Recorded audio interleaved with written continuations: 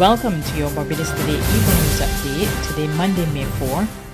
Our top story, 3 days of an intense search for 16-year-old Amali Mayers, who went missing at sea on Friday, ended early this morning. Around 6 o'clock, one Bathsheba St. Joseph resident discovered his body, which washed ashore at Tent Bay. There was an outpouring of grief among the close-knit community at the scene.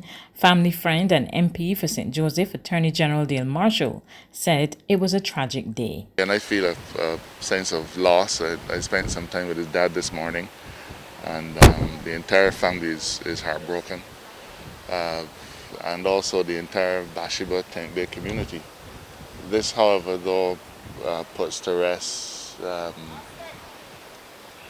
the uncertainty, and I hope that it will bring closure to not just the family but to the entire Bathsheba community, and from here then the healing process will begin. I know that this is a very difficult time to lose a loved one. This is a community that I'm sure would turn in its hundreds for any funeral, but in this time of COVID that is obviously not going to be possible. So as a community we have to find a way to celebrate Amali's life. It is fair, supposed to say, that he died doing something that he loved, and for the seas in the area which he loved to give up his body this morning is a special sign to all of us.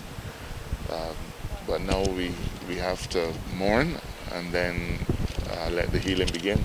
In other news this Monday, some businesses reopened their doors today for the first time in weeks as government eased lockdown measures. Our news team took to the city this morning, and our Kareem Smith tells us more. Business is slowly returning to the capital city for the first time in almost 6 weeks as government eases restrictions on an unprecedented shutdown of the country.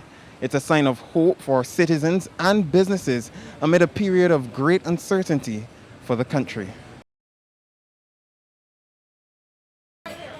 It's really very important. We have 12 branches here in Barbados. I have over 160 employees, and they're calling me, they're suffering. They were on this shutdown, they need money, they need loans because they didn't get their checks.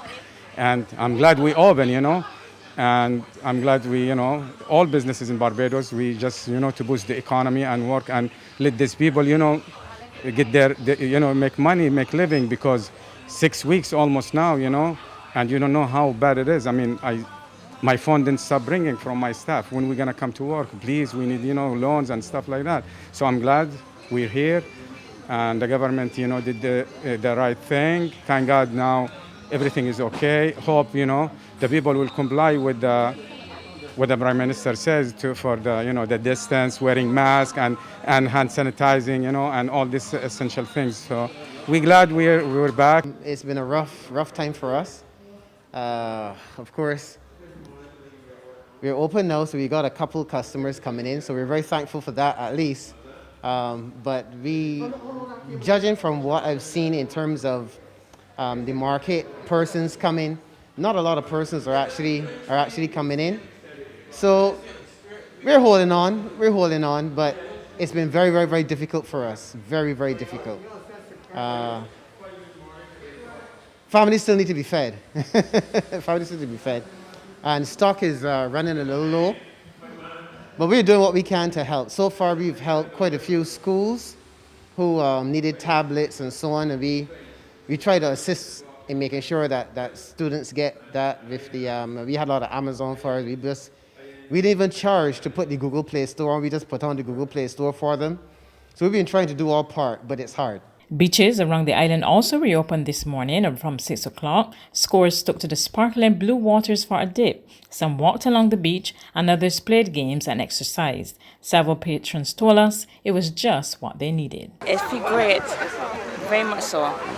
Are you an average beach person? Of course. I see you have all your life jacket, you have a bucket and stuff. Yes, it seems that you're going snorkeling or fishing? I go fishing at least 3 days a week. And this is the timing that the government would have given. You think is great time for people to be at the beach? Well, it's better than none at all, because you can't come at all for about 6 weeks. I feel in heaven, man, that it open, because I know how to work right now, so I can come to the beach on mornings. and get my little exercise. The beach has been part of my life, all my life, actually. So to be back here is really a wonderful feeling, I must say. As I said, I've been doing this from the time I live in the area, so this has been part of my life all along. Barbados recorded no new COVID-19 cases today, even as 2 patients recovered and left isolation.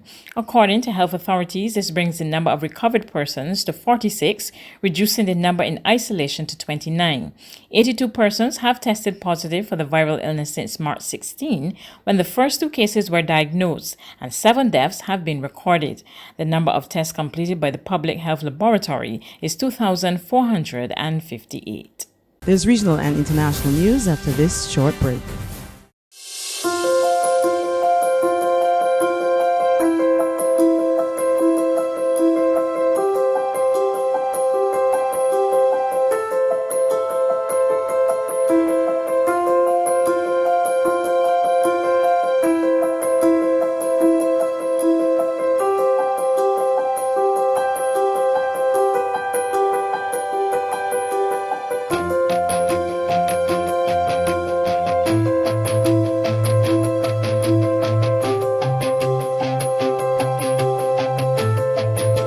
Barbados Today, news you can trust. To regional news, Jamaica's final court of appeal, the British Privy Council, today ruled that the Independent Commissions of Investigations has no authority in law to arrest or prosecute. In so ruling, the Privy Council confirmed the earlier decision of the Jamaica Court of Appeal, which was being challenged by Indicom. The litigation was initiated by the Jamaica Police Federation in 2011 to determine the extent of the powers of Indicom. More in this report from Television Jamaica. Commissioner of Indicom Terence Williams wants the reforms on its powers to arrest and prosecute as recommended by the Joint Select Committee of Parliament, which reviewed the Indicom Act, to be urgently implemented. His comment follows the ruling Monday morning that his organization does not have jurisdiction to arrest and prosecute members of the Jamaica Constabulary Force, the JCF, in any offense arising from an incident. The court determined that Indicom's powers are limited to investigation. Mr. Williams says the Parliament needs to clearly state the powers of Indicom. We have a decision which we will of course have to follow. It's a final decision of the court. It will make some things very difficult.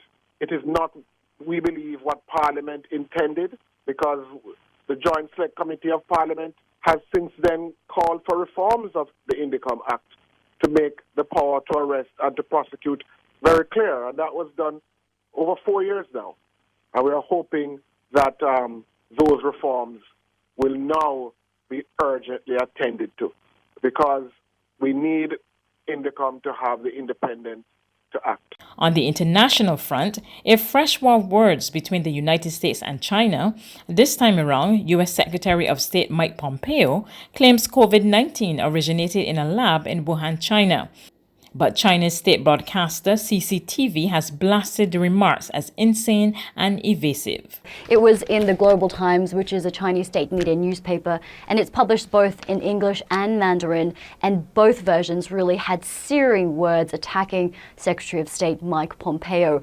In particular, they called him a liar, saying that he, quote, is engaging in filthy behavior to mislead the public and that he's lost his moral compass. They've also accused Mike Pompeo of really only being interested in getting Donald Trump re-elected in the next elections in November, and in stoking anti-Chinese hatred in order to do this. Now, this is in response to the comments we heard earlier of Mike Pompeo saying that there's significant evidence that COVID-19 originated in a Chinese lab in the Wuhan Institute of Virology, and Beijing has flat out denied this. It's also denied that it's engaging in any cover-up or disinformation campaign. That's news, but for the very latest, visit our website at www.barbadostoday.bb. You can also subscribe to our e-paper, email updates, or like us on Facebook, and sign up for our breaking news alerts via WhatsApp.